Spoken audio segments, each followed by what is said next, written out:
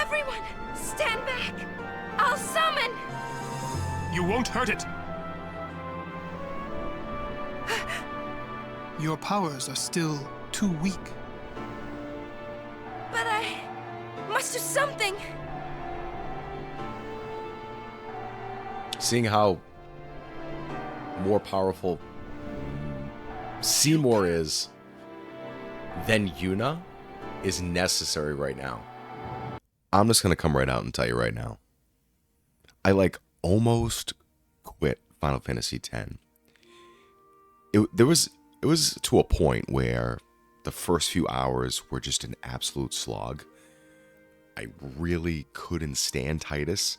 I understood a little bit of why he was acting the way he was acting, but still, he was pretty insufferable to start. The story felt like it was taking forever to get going, and the game just simply wouldn't let go of my hand. I was ready to write it off as literally another overhyped classic that just didn't hold up, and I was truly questioning why everyone loved this game. But I stuck with it. And to be honest with you, I'm so glad I did. Because underneath that slow, sometimes frustrating start is one of the most profound and emotionally resonant journeys I've ever had in a video game. So how did this game turn my deep skepticism into genuine love? Well, it turns out that the whole frustrating beginning was the entire point. Alright, so let's go over part 1. This is kind of what I would call a test of patience. So let's be honest, the beginning of Final Fantasy X is a trial. You're thrown into the life of Titus, or Titus, or whatever the hell you want to call him. He's a star blitzball player who, for lack of a better word, is a whiny, overconfident jock. After his futuristic city of Xanarkand is wiped out by a monster named Sin, he's thrown into the unfamiliar world of Spira. He complains, he's impulsive, and he's mostly just looking out for himself. The gameplay in these opening hours make you feel just as lost and restricted. The path forward is aggressively linear. A series of beautiful corridors that funnel you from one cutscene to the next. Tutorials for things like the sphere grid, which don't even get me started on the sphere grid.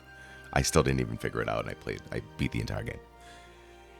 It makes you feel both confusing and tedious at first. A lot of players get to the end of Beast Island, and even the big blitzball tournament in Luca, and feel like nothing has actually happened. I was right there with them. The game felt like it was refusing to let me play it, and I was about to walk away. At some point, I feel like I was. I thought I had it all figured out.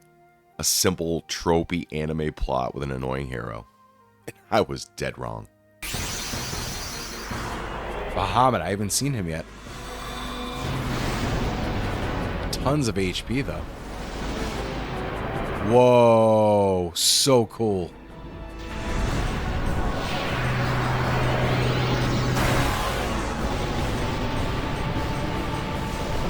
What a badass.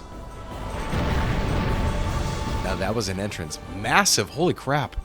So now let's transition into the moment where, in my opinion, the vibe shifted. And that's what I'm going to say. It's kind of like the moment it all clicked to an extent. And for me, everything changed with the single, horrifying revelation. Up until this point, the quest felt straightforward. Yuna was on her pilgrimage so she can defeat the giant monster Sin. He's the big baddie. Felt like a classic adventure. But then the truth came out. The final summoning, the only power that can defeat Sin, requires the ultimate sacrifice. The life of the summoner. The journey wasn't just a mission, it was a march toward Yuna's own death. And she'd known it the entire time. Suddenly, her quiet strength and unwavering smile weren't just traits. They were a mask for heartbreaking, profound resolve. Every encouraging word from Titus, every cheerful moment on the road, was retroactively filled with a soul-crushing sadness. He was innocently cheering her on toward her own demise, and he didn't even know it. This moment recontextualized everything. The abstract goal of defeating Sin became an intensely personal and tragic dilemma. This wasn't a simple adventure story anymore. It was a story about confronting a system built on lies and human sacrifice, and the desperate struggle to find hope in a world that demands the ultimate price for peace. That's when it hit me. The slow start wasn't a flaw. The game needed to make me feel the routine of the pilgrimage before shattering it with this devastating truth. So now let's move on to the part where it all starts to kind of make sense. So once I started looking at the game through this new lens, everything that had annoyed me began to click into place. First, Titus. His immaturity at the start is completely intentional. He's an outsider from a world without sin, without this all-consuming sorrow. His seemingly childish reactions are the honest reactions of someone who has no concept of this world's grim reality. His journey from a self-centered athlete to a selfless guardian is one of the most earned and believable character arcs that I have experienced to date in this series. His defiance in the face of Yuna's fate, his refusal to accept it, becomes the driving force of the story. He's forced to grow up. We grow up alongside him, all while wrestling with the legacy of his father, Jecht, whose shadow hangs over both him and the fate of Spira. And no, I never figured out the Jecht shot. Then there's the world design. The infamous linearity, that's even a word, that gets so much criticism. It actually serves a powerful narrative purpose. This isn't an open world adventure, it's a pilgrimage. A pilgrimage is, by definition, a focused, forward-moving journey with a single goal. The straight paths reinforce the party's single-minded duty and the rigid, inescapable dogma of the Yevon religion that rules their lives. You feel trapped on this path because the characters are trapped on this path, bound by a tradition they haven't yet learned to question. Even the gameplay mechanics tell a story. The conditional turn-based combat system does seem simple, but its genius is the turn order display. It turns every battle into a tactical puzzle when you're not just reacting, but planning several moves ahead. And the ability to swap party members in and out at any time isn't a gimmick. It reinforces the idea that this is definitely a team effort. Everyone has a specific role. It gives the world this dangerous power, makes you feel scared and always looking behind your back. But then you realize that you have a team in place that can protect you, that can help you become a formidable force collectively. Everyone has that specific role, a niche where they shine, making the whole party feel essential. The sphere grid, which seems like a mess at first, and I actually truly believe it kind of remains a mess, it's a physical map of their journey. You are literally walking each character down a path, node by node, feeling their growth as you unlock new abilities. It creates this incredibly personal connection to their progress. And then it truly just gets emotional. It's a literal gut punch. Like, you just get godsmacked. Temari goes first. Yuna is safe.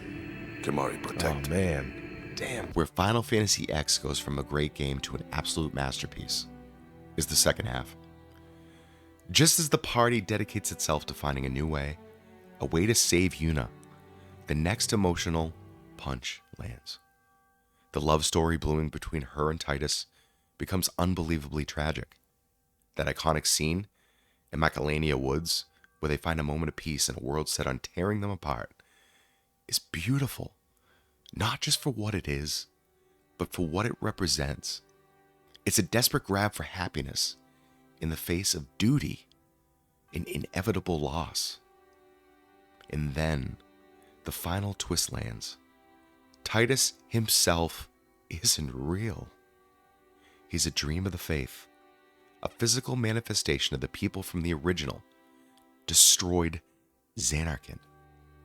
If the party actually succeeds in destroying sin for good and freeing the faith from their eternal dreaming, he will just fade away. This reveal changes everything again. Titus is fighting for a world he can never belong to, for a future with the woman he loves that his own success will make impossible. He is sacrificing himself for Spira, just as Yuna was prepared to do. We think the Hymn of the Faith might slow Sin down. Perhaps. You mean it won't work? A very long time has passed since your father became Sin. He may not be able to hear the hymn anymore. Alright, I do want to also talk about some of the other characters, the Guardians specifically, that aren't Titus or Yuna, because we definitely need to talk about Orin, Waka, Lulu, Riku, Kamari. They're all relevant and they're all an integral part of this story, even though they play much smaller parts. So let's start off with two Guardians who I feel like are sort of the beating heart of what is happening here. You have Waka and you have Lulu. Now, to me, Lulu was one of my favorite characters in this game. I think she was just cold-hearted and kind of brutal, and I sort of vibed with that. I don't know why. And Waka was probably one of my least favorite characters, and that may be super controversial, but it is what it is. That's how I truly feel. And on the surface, these characters couldn't be more different. But once you scratch that surface, you'll find that there's a fundamental common denominator at play here, and they're both defined by loss. Waka's arc, even though he's not one of my favorites, is one of the most underrated and human experiences that you will find. We first meet him as this goofy big brother of the group. He was like very hard to understand to me, but he was a devout follower of Yevon. He was a Blitzball fan. His faith is absolute. An ironclad shield he uses to make sense of a world steeped in trauma. But that faith has a dark side, a deep ingrained prejudice against the Al Bhed. He blames him for the death of his brother Chapu, who died using a forbidden Machina weapon. Now, Waka's journey is slow, it's painful, and it's a crisis of faith. It's not one sudden revelation, but a gradual chipping away of his entire worldview. He sees the highest leaders of Yevon lie and break their own rules. He finds out the woman he's fallen for, Lulu, was once with his brother. It's crazy. And then comes the ultimate test. Riku, the cheerful girl he's befriended, is actually Al Bhed. And Yuna, the summoner he's sworn to protect, is half Al Bhed. His discomfort is raw. He lashes up. He retreats.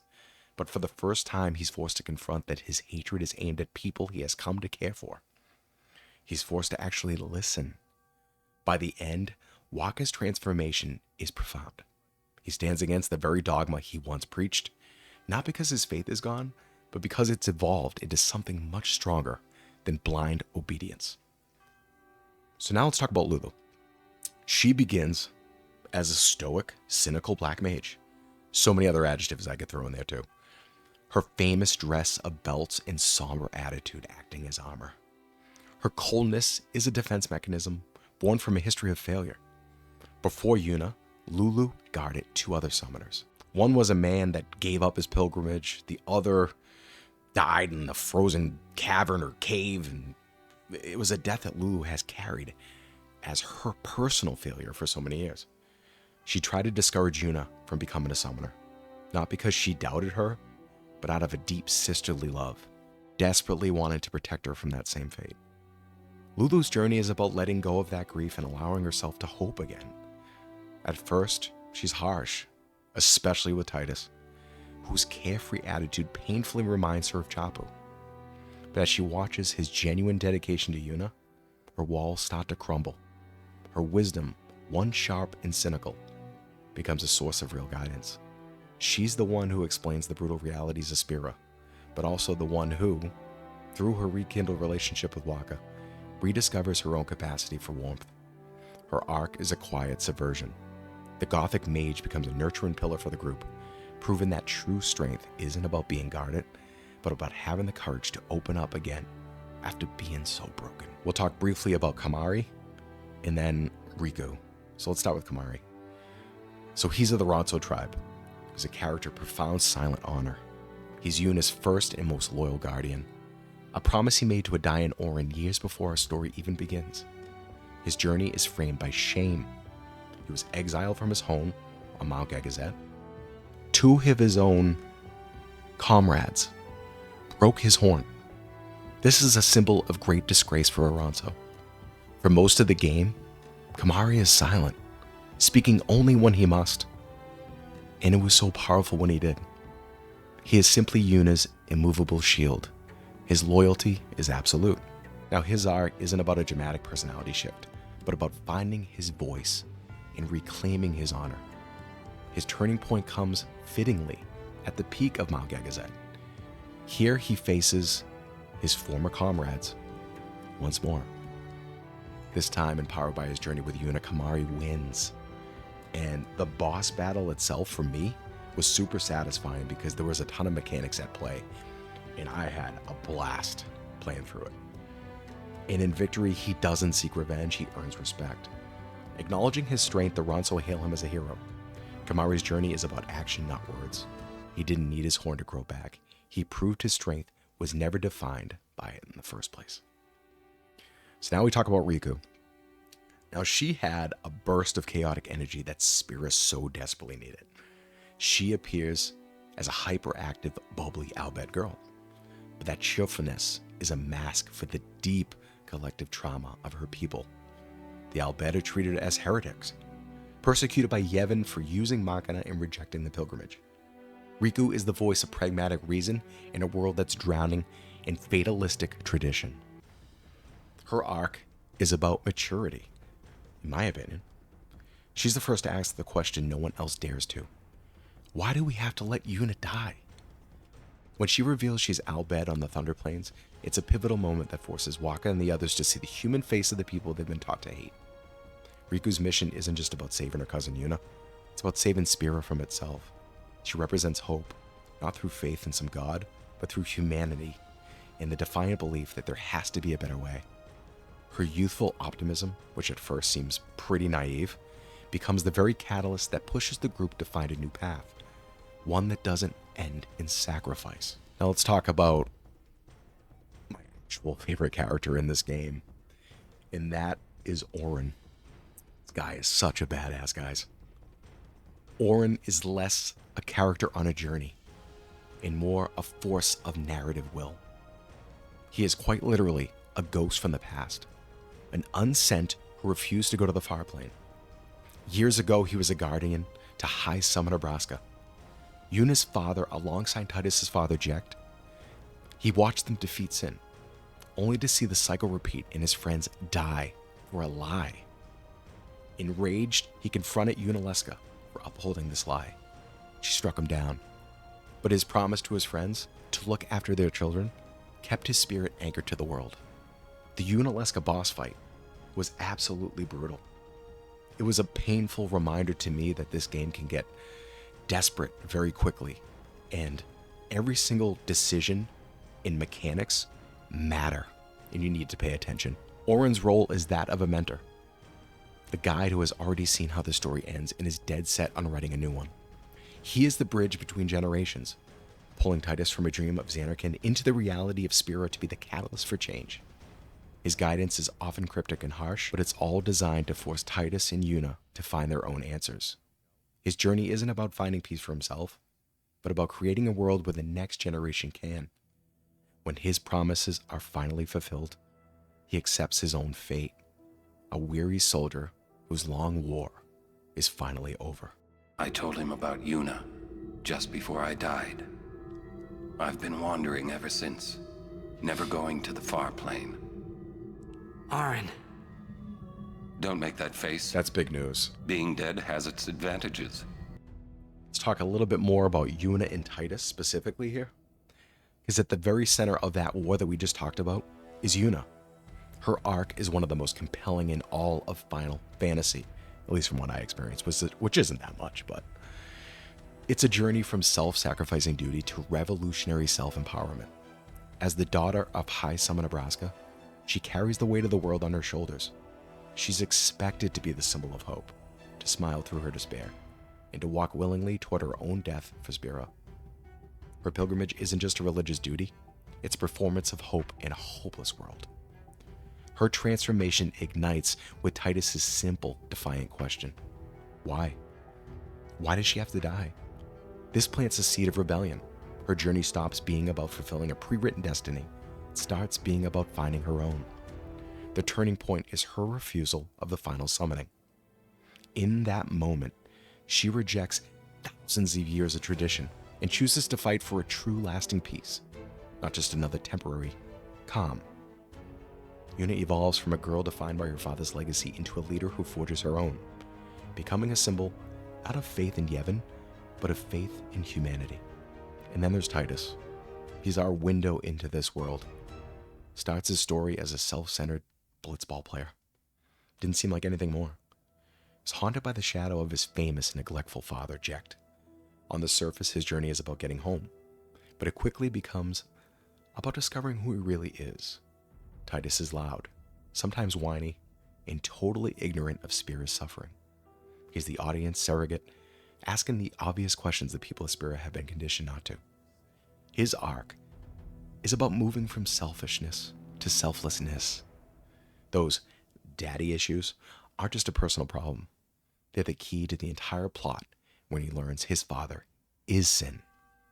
The infamous laughing scene, it's a perfect character moment, a forced, awkward attempt to bring a sliver of joy to a girl who is marching toward death.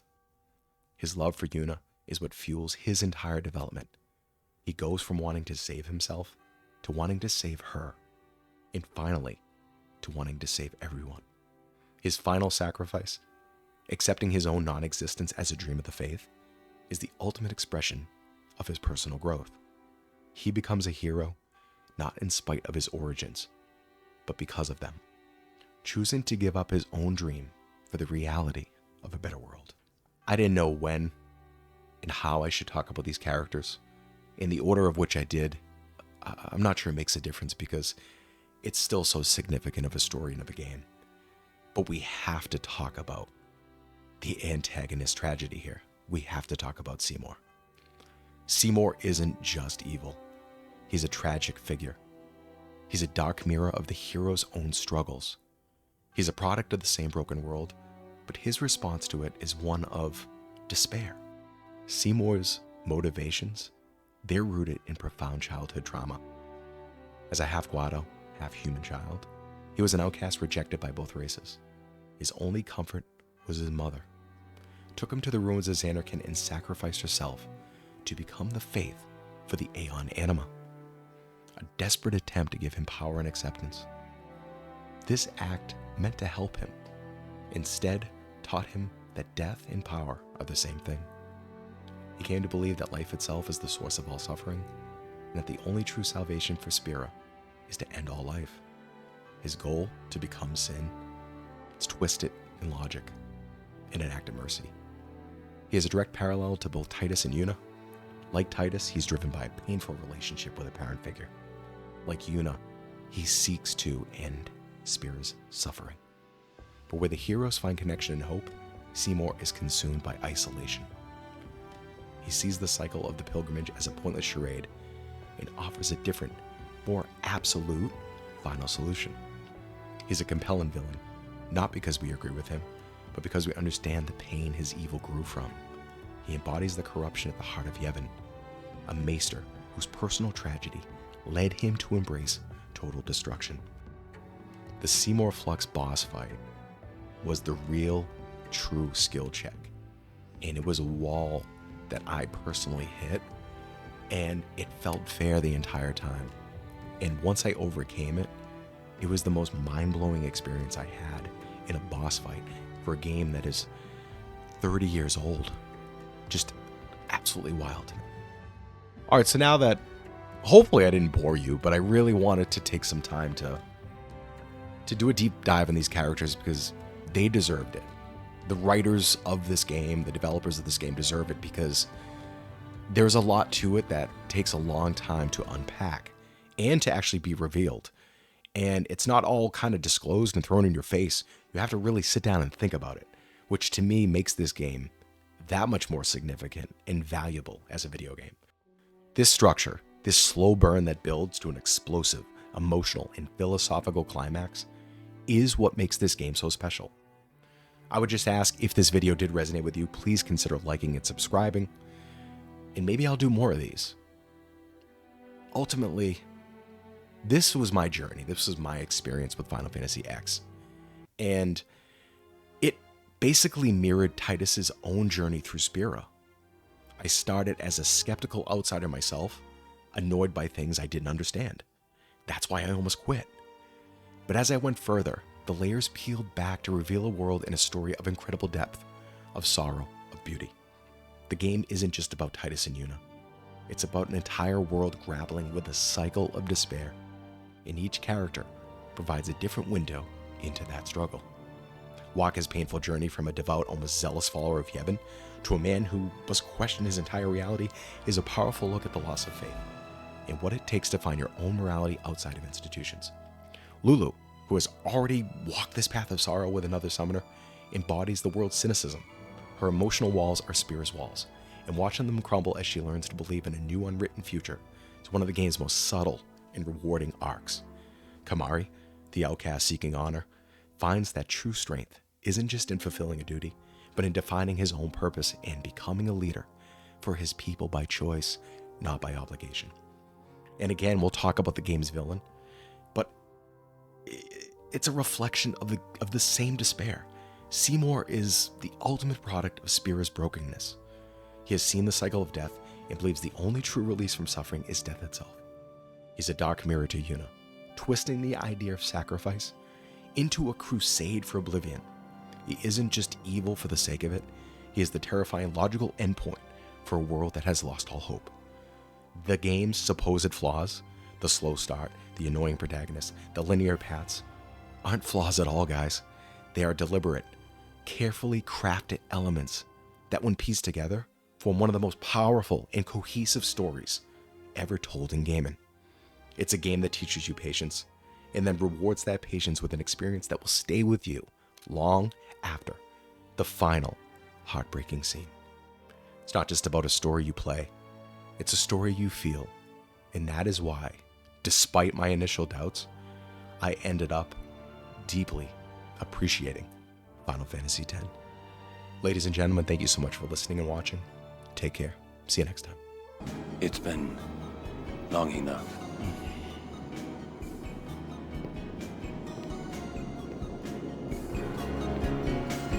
What a badass. This man right here. He's the reason why I like this game. World now.